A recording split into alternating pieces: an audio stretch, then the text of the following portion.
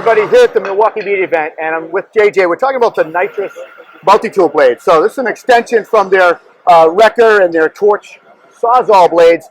These particular ones here, extreme metal, extreme materials. JJ, tell us a little bit about this technology and why it's so important. Yeah, cool. So with Nitrus Carbide, we take a look at the product from the top down. So everything from the anchor of this blade all the way down to the teeth has been evaluated to make sure that we're delivering the best performance, the fastest cutting, and the longest life. So we have both our extreme metal and our extreme materials blade, and then we've set up two different demos to highlight the performance advantages of those two blades. So cost, availability, I know they're coming out real soon, or they are available now. Yep. We launched in July, and they're available in 1-packs, 3-packs, and 5-packs. Okay. So you have $25 for a single pack, $50 for a 3-pack, or $80 for a 5-pack. Pricey, but we're talking longer life, we're talking faster cutting. Yeah, so your standard carbide blades in the market are about $20.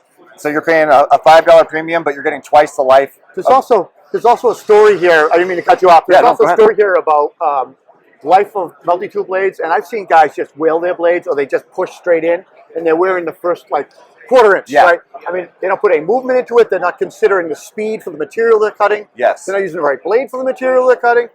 They're letting the sawdust build up and overheat the blade. Yeah. So there's a lot more to just multi-tools than just the multi-tool blade and this technique and speed. Do you want to talk a little bit about that? Sure, yeah. So you've got the tool you're using makes a big difference. Some tools have more power than others. The blade that you choose for the application is important, and then how you cut with that blade. So if I'm going to cut a hard metal fastener like in this demo, I'm going to dial the speed of the tool down a couple notches. Right. If I'm going to cut through this extreme materials demo and plunge through all these materials, I'm going to leave the tool at a high speed. Yeah. But either way, I'm going to let the tool do the work. I'm not going to try to push. I'm not going to try to force it. And it's hard with these blades because it cuts so fast. You kind of want to start pushing because you're like, oh, that's just blowing through. Is that the demo this way? Yeah, and we can show you that right. I would love to do that. Yeah. Can I put my earplugs in and do that right now? Yeah, absolutely. All right, let's do that. Jeff, you all set with that? I use this blade. This is that one's all set up for you. Yeah, we got the speed on 7 for you. So is 7? Do you think recommend 7 for speed? Because this thing goes all the way up to 10, and then there's the auto. So probably 11 speeds, I would call it. So let's go 7. Okay, let's do it. So what we have here looks like a finish nail, roofing nail, small framer, 18, 16D GRK screw, drywall screw, decking screw, Capcon bolt, and stainless steel bolt. You got it. All right, I guess I know my materials. Here we go. Should I put a movement in it or just push? You can just light pressure. Light pressure. Because it's going to make it seem like it's cutting faster and easier than I got to tell you, screws are very, very difficult to cut with a multi-tool. That one might do it like butter. Now here's stainless steel. Just light pressure at the blade, let the tool do the work.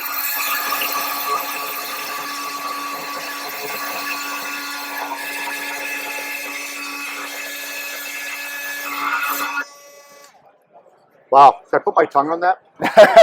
On the blade? A little hot. That's pretty impressive. I can't believe how quick it went through the screws. It took a while on that. That's a big piece. That's a big piece of steel.